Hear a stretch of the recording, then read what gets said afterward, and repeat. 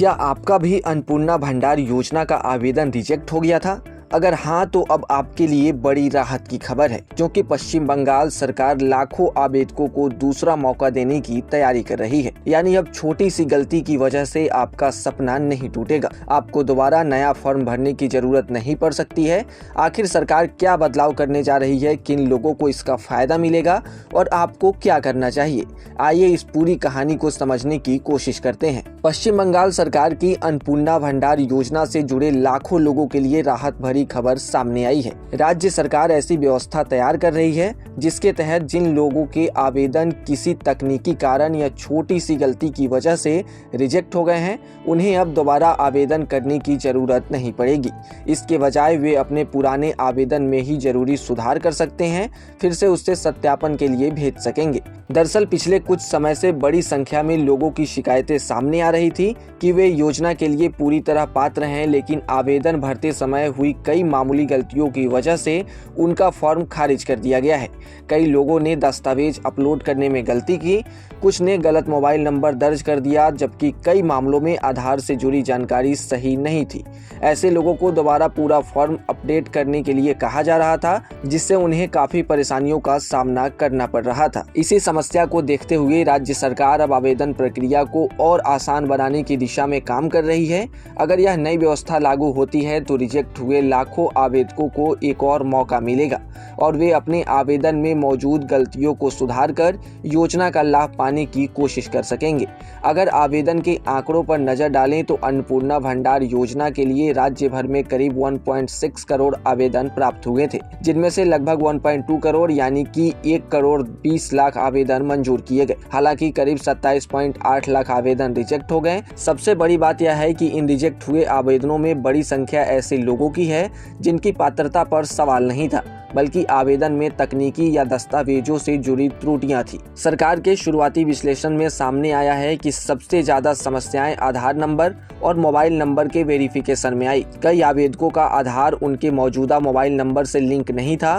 कुछ लोगों ने आवेदन करते समय पुराना मोबाइल नंबर दर्ज कर दिया था। वहीं कई परिवारों में एक ही मोबाइल नंबर का इस्तेमाल अलग अलग लोगों के आवेदन के लिए किया गया, जिससे सिस्टम में वेरिफिकेशन फेल हो गया। इसके अलावा कई लोगों ने दस्तावेज अपलोड करते समय गलत फाइल अपलोड कर दी, कुछ ने अधूरी जानकारी भर दी और कुछ मामलों में आवेदन के दौरान दर्ज की गई व्यक्तिगत जानकारी सरकारी रिकॉर्ड से मेल नहीं खा रही थी। इन सभी वजहों से आवेदन स्वीकृत नहीं हो सके। अब सरकार जिस नई व्यवस्था पर काम कर रही है, उसके लागू होने के बाद जिन लोगों के आवेदन रिजेक्ट या अंडर रिव्यू की स्थिति में हैं, वे ऑनलाइन पोर्टल पर लॉगिन करके यह देख सकेंगे कि उनका आवेदन आखिर किस वजह से खारिज हुआ है। इसके बाद वे उसी आवेदन में जरूरी सुधार या दोबारा उससे सत्यापन के लिए भेज सकेंगे।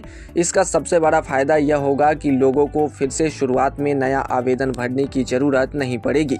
विशेषज्ञों का मानना है कि यह बदलाव पूरी आवेदन प्रक्रिया को पहले से ज्यादा पारदर्शी और लाभार्थी हितैषी बनाएगा। अक्सर देखा जाता है कि सरकारी योजनाओं में पात्र लोग केवल डेटा एंट्री की छोटी सी गलती या तकनीकी कारणों की वजह से लाभ से वंचित रह जाते हैं। अगर उन्हें गलती सुधारने का मौका मिल जाए तो बड़ी संख्या में वास्तविक लाभार्थियों तक योजना का फायदा पहुंच सकता है। सरकार के लिए भी यह कदम काफी फायदेमंद साबित हो सकता है। अगर लाखों लोग दोबारा नया आवेदन करेंगे तो सिस्टम पर अतिरिक्त दबाव पड़ेगा, लेकिन अगर मौजूदा आवेदन में ही सुधार की सुविधा मिल जाती है तो प्रशासन का काम आसान हो जाएगा और आवेदन प्रक्रिया भी तेज होगी। हालांकि अभी तक सरकार की ओर से इस एडिट सुविधा की लॉन्च डेट का आधिकारिक ऐलान नहीं किया गया है, लेकिन अधिकारियों के अनुसार इस पर तेजी से काम किया जा रहा है और जल्द ही इसे पोर्टल पर शुरू किया जा सकता है। इसलिए जिन लोगों का आवेदन रिजेक्ट हुआ है, उन्हें फिलहाल नया आवेदन करने की जल्दबाजी नहीं करनी चाहिए। बेहतर होगा कि वे सरकार की आधिकारिक घोषणा का इंतजार करें। अगर आपका आवेदन भी रिजेक्ट हुआ है तो अभी से अपने सभी जरूरी दस्तावेजों की जांच कर लें। सुनिश्चित कर लें कि आपका आधार कार्ड आपके सक्रिय मोबाइल नंबर से लिंक हो, बैंक खातों की जानकारी सही हो, राशन कार्ड की जानकारी अपडेट हो और आवेदन में दर्ज सभी विवरण सरकारी रिकॉर्ड से मेल खाते हों। जैसे ही एडिट विंडो खुलेगी, आप बिना किसी देरी के अपनी जानकारी अपडेट कर पाएंगे। एक और महत्वपूर्ण बात यह है कि सोशल मीडिया पर कई तरह की अफवाहें और फर्जी लिंक वायरल हो सकते हैं। ऐसे में किसी भी अनजान वेबसाइट या एजेंट के झांसे में आने से बचे, केवल राज्य सरकार के आधिकारिक पोर्टल और सरकारी सूचना पर ही भरोसा करें। अगर सरकार एडिट सुविधा शुरू करती है तो इसकी आधिकारिक जानकारी वही जारी की जाएगी।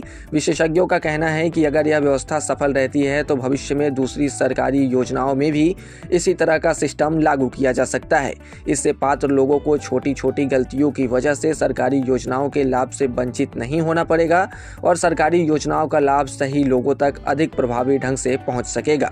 कुल मिलाकर देखा जाए तो अन्नपूर्णा भंडार योजना से जुड़े लाखों आवेदकों के लिए यह बेहद पॉजिटिव खबर है। अगर आपका आवेदन केवल किसी तकनीकी त्रुटि, गलत मोबाइल नंबर, आधार वेरिफिकेशन की समस्या या दस्तावेजों की छोटी गलती के कारण रिजेक्ट हुआ था, तो अब आपके सामने उसे सुधारने का एक और मौका हो सकता है। सरकार की यह पहल न सिर्फ लोगों का समय और मेहनत बचाएगी, बल्कि योजना को अधिक पारदर्शी, आसान और प्रभावी भी बनाएगी। ऐसे में अगर आपने भी अन्नपूर्णा भंडार योजना के लिए आवेदन किया था और आपका फॉर्म रिजेक्ट हो गया तो घबराने की ज़रूरत नहीं है। अपने दस्तावेज तैयार रखें, आधिकारिक घोषणा पर नज़र बनाए रखें और जैसे ही एडिट सुविधा शुरू होगी अपनी गलतियां सुधार कर दोबारा आवेदन सत्यापन के लिए भेज दें। हो सकता है यही दूसरा मौका आपको इस योजना का लाभ दिला दे। हालांकि इस योजना से जुड़ी और कोई भी जानकारी आपको चाहिए तो आप अपनी समस्या को कमेंट सेक्शन में लिख सकते हैं। हम कोशिश करेंगे आपके सवालों का जवाब देने की। और ऐसे ही तमाम अपडेट्स और शेयर मार्केट से जुड़ी तमाम जानकारी के लिए आप बने रहें गुड रिटर्न्स डिजिटल के साथ।